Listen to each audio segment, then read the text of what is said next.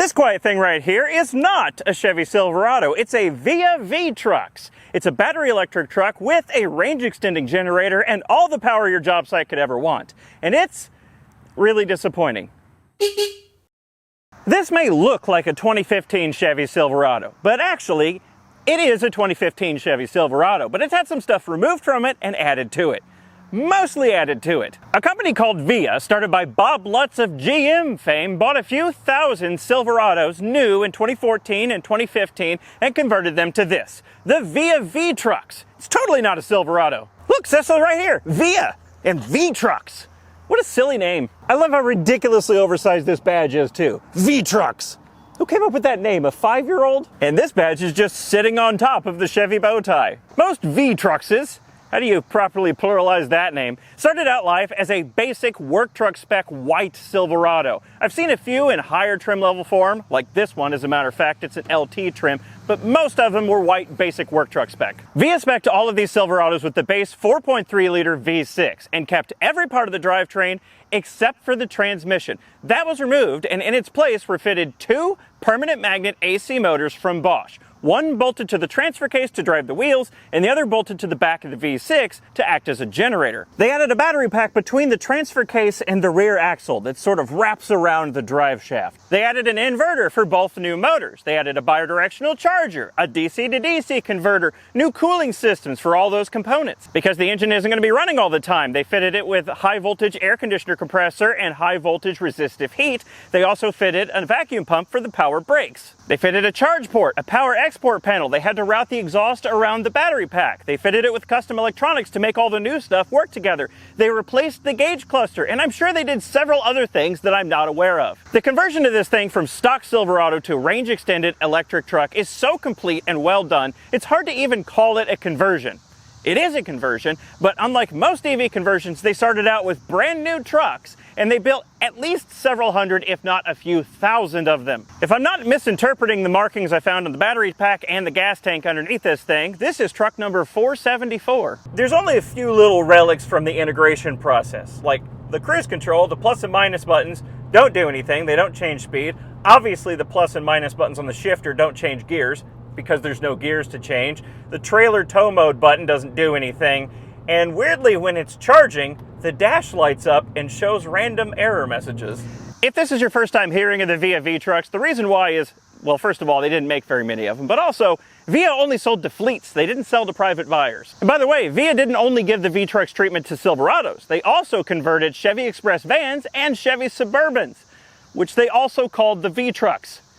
Not very creative there. I've seen a few of the Chevy Express vans pop up for sale, but I've never seen VIA VTRUX Suburbans in anything beyond a press photo. Startup sequence of the VIA VTRUX. It's just like a regular Silverado. You put the key in the ignition and you turn it on, and we're gonna wait in real time together. Gotta wait for the lights to come on, the check engine light and the exclamation point, and when they go off, it's on.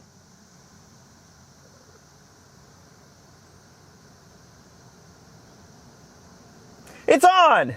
That only took forever. And here's the new VIA gauge cluster. I believe the screen in the middle is stock Silverado, but everything else appears to not be. You have the power gauge on the left that shows power and regen. Up in the top left, you have the generator power output. That is the only indication you have of what the engine's doing. It could be on and idling and not generating any power, and you would have no indication of that from in here other than the noise. The engine of this is so rattly when it kicks on. Here, take a listen. You also have battery state of charge percentage, which is just a vague needle. You have fuel tank system temperature, which is not linear like you'd expect. That needle goes up and down in notches. And then finally you have your speedometer. There are 3 drive modes in the VIA VTRUX. When the battery is sufficiently charged above the yellow, you can drive it in EV mode, where the engine doesn't kick on at all and you drive along mostly silently. There's range extend mode that kicks on automatically. Once the battery needle goes right above the yellow, just out of the green, the engine, i.e. the generator, will kick on to hold the battery at that state of charge. The generator doesn't kick on and stay on at a steady rate. It revs up and down to meet with demand to hold the battery at a specific state of charge percentage. And then you have hold mode, which you turn on manually by putting the shifter down into M. And hold mode is exactly like range extend mode, except that you turn it on automatically, and you can hold the battery at whatever state of charge you want to. It's truly hilarious listening to the generator operate, because you can be traveling along on the highway at a steady rate, drawing a steady amount of power, and the generator's just yeehawing all over the place, doing whatever it wants to. As far as how it drives very much like an EV that's been tuned to feel like a combustion vehicle. There's off-the-line creep that you can't turn off. There's very little off-throttle regen, only about 10 to 20 kilowatts, but quite a bit of brake blending regen, about 100 kilowatts if this power gauge is to believe, and the brake pedal is quite grabby. The only thing that feels different or unusual is the engine sounds, because the sound of the engine does roughly correspond to your throttle inputs, but with significant lag. So if I floor it now, then the engine revs up, and then sometimes it doesn't correspond to your throttle inputs at all. It just does what it wants to do.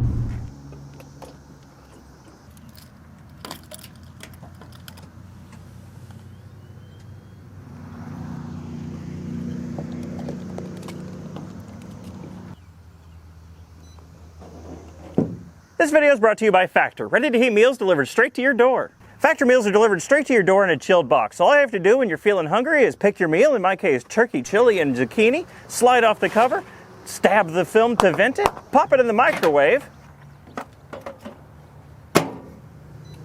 and wait 2 minutes. There we go. And just like that, you've got a delicious ready-to-eat meal, and they are always delicious. I like Factor when I don't feel like cooking or going anywhere, or if I get too busy and forget to eat. These are easy. This is really, really good. You can pick what kind of meals you want. I usually go with Chef's Choice, but there's also vegan, calorie smart, and some other options as well. There's also add-ons you can choose, like smoothies or desserts. I've had their smoothies. They're really good. If you want to try Factor for yourself, go to factor75.com and use code AGINGWHEELS50 at checkout to get 50% off your first box and 20% off your next month of boxes after that. That's code AGINGWHEELS50 for 50% off your first box and 20% off your next month of boxes. And thanks again to Factor for sponsoring this video and giving me delicious food to eat. So the conversion was done really well, and the systems are really well integrated. But what's the end result of the conversion? Is it any good? No. It's not bad either, it's just really mediocre. The idea of a range-extended electric truck is very appealing. So, hold on. You're going to hear a lot of background noise throughout this video. It's the time of the 13-year cicada's emergence. They're loud, I can't escape them, you will hear them. The idea of a range-extended electric truck is very appealing to me, especially when it comes to towing, because you get all the power, torque, smooth acceleration, and regen braking that's associated with electric drive, but all the range and ease of refueling that's associated with gas. Theoretically, it's the best of both worlds.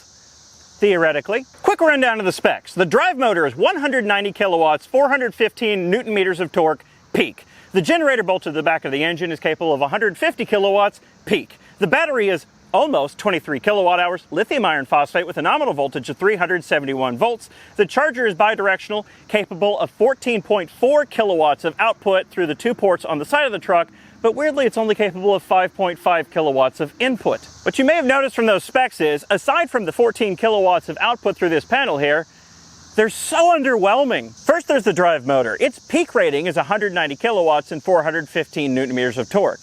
That's just 250 horsepower and 306 pound-feet, which is less power and torque than the base V6 it replaces. They made it much heavier and gave it less power than the base engine. The generator has more power than the drive motor. But those ratings are just what the motor is capable of. According to the power meter in the truck, I've never seen it go higher than about 150 kilowatts, which is 200 horsepower. It's so slow. We're in EV mode. VIA claims 9.6 seconds to 60. I doubt it. Let's try it. Words. That's noticeably less peppy than it was just a few minutes ago. Power meter went barely over 100 kilowatts there. 10.67 or 68 seconds to 60.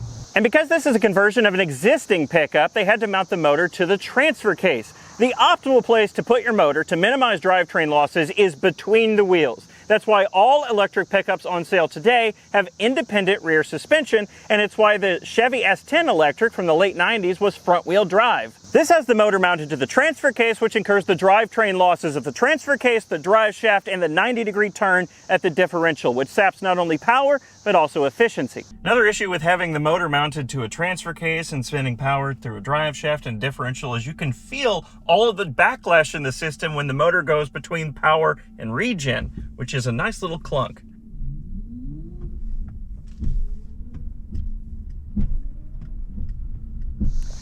The battery in this thing is only 22.5 kilowatt hours, less than the original Nissan Leaf, and it's in a truck. The reason I have this Via here with me is because the owner asked me to help him replace a few modules in the battery pack. If you want to see inside the battery pack, the modules being replaced, more details about the battery, and several of the hidden surprises we found inside, this thing is so cool! Are you kidding me? That video will be out a few weeks after this one. Via claimed the electric-only range, hence the badging here, was about 40 miles. Well, I tested it myself. Nothing super scientific, I just went back and forth on a 40-mile-an-hour road driving pretty easily, and from full charge to engine kicking on, I only got 21.7 miles, and wow, that's not good. I don't know if it was like this when new or if the battery in this thing is thrashed. Regardless, the battery in this thing absolutely sucks. Only being able to hit about half of Via's claimed electric-only range is one thing, but I'm much more worried about the performance or lack thereof. The battery seems to only be able to put out full power in short bursts. If you try to, I don't know,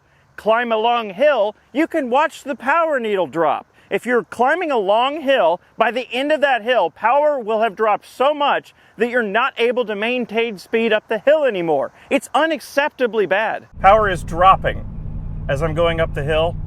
It's not able to, I can't go above 55. The power meter indicates like 50 kilowatts. Oh, this is so pathetic. I don't think it's approved at all. Thankfully, when the generator's running, it'll supplement the lacking battery power, and the truck can suddenly perform such astounding acts as make it up hills without losing speed. When the engine's running, there's noticeably more power. It's not adding any power to the wheels. It can't do that. There's no mechanical connection from the engine to the wheels. What it's doing is adding power to the weak battery and increasing the power output of the electric drive motor. This is pure conjecture, but my theory is Via just underspec'd the battery in this thing, and this battery was not up to the task of being the main power source in a half-ton truck.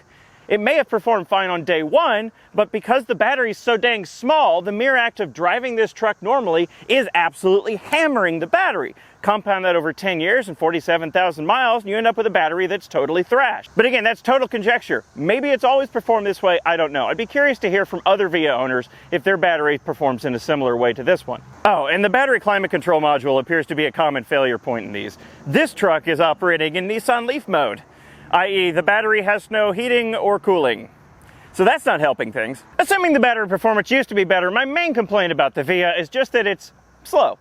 But again, they only sold these to fleet customers, and fleet customers don't give a toot about the driving experience. They only care about the bottom line. So is it economical? No. No, it isn't. The idea is sound at face value. Most daily driving is only 30 miles or whatever. So if you have 40 miles of electric range, that means you're going to spend most of your time with the generator off, not burning any gas. And burning less gas equates to money saved. But these were sold to fleets. People weren't commuting in these. They were bought by power utilities or whatever, and they were being used by workers all day. So the battery was depleted at the beginning of the day, and the rest of the day was spent in range extend mode with the generator running. And this isn't just conjecture. I found a study from the Idaho National Laboratories that examined 101 VTRUXs for a few months in 2015. And what did they find? They found that just 17% of the miles driven was done in EV mode, while 76% of the miles driven was driven in range extend mode with the generator running. But my favorite stat from this report is the fuel economy in range extend mode. 18 miles per gallon. They did all of this work to this truck only to have exactly the same fuel economy as the base Silverado once the tiny battery was depleted. You might think, yes, that's very silly, but that's still 17% less gas used, which is going to equate to money saved. Well, I'd be surprised if it did, because I haven't mentioned yet the purchase price when these were new. When the Via VTRUX was new, the purchase price was about $80,000, which adjusted for inflation is about $105,000 for a base spec Silverado that's been heavily modified to be heavier, slower, and only use 17% less gas. Great value proposition. Although to be fair, I'm sure there were plenty of incentives piled on top of this that made the purchase price palatable for the companies that ended up buying them. Yeah, but a normal Silverado doesn't have 240-volt output ports on the side to power your job site. Check and mate. Joking aside, this is a really useful feature, but the inefficiencies of this system are absurd. With this power output turned on and nothing plugged into it, it's drawing 800 watts. For what? And what's worse is, when it's done charging, it's still pulling 800 watts from the wall. What is it using this power for? Bitcoin mining? And by the way, if you manage to deplete the battery with this on, the generator will automatically kick on to keep the battery charged up. And the little screen in here is the only place in the whole truck where it gives you a numeric state of charge percentage. You don't get one for the driver, only on the little tiny generator screen. I've wanted a VTRUX for a while. I almost bought one last year. But now, after having worked on and spent some time with this one, I don't want one anymore. It's almost entirely because of the battery. It's just too weak and small. And it doesn't matter if this one's performing worse than other Vias because the battery's thrashed or whatever, because all Vias and their batteries are roughly the same age and have roughly the same usage. So if the other Vias aren't performing like this already, they're probably not far behind. Now, I did have the thought, maybe I could upgrade the pack, put some new cells in it, make it work with the stock BMS, give it a proper cooling system. Battery technology has come a long way. I could double, maybe even triple the capacity of this battery pack. But even if I did do all that work, it'd still be slow. Now, I know I'm exactly the kind of person who'd dump a bunch of work into something like this just because it's unique and interesting and nobody else is going to.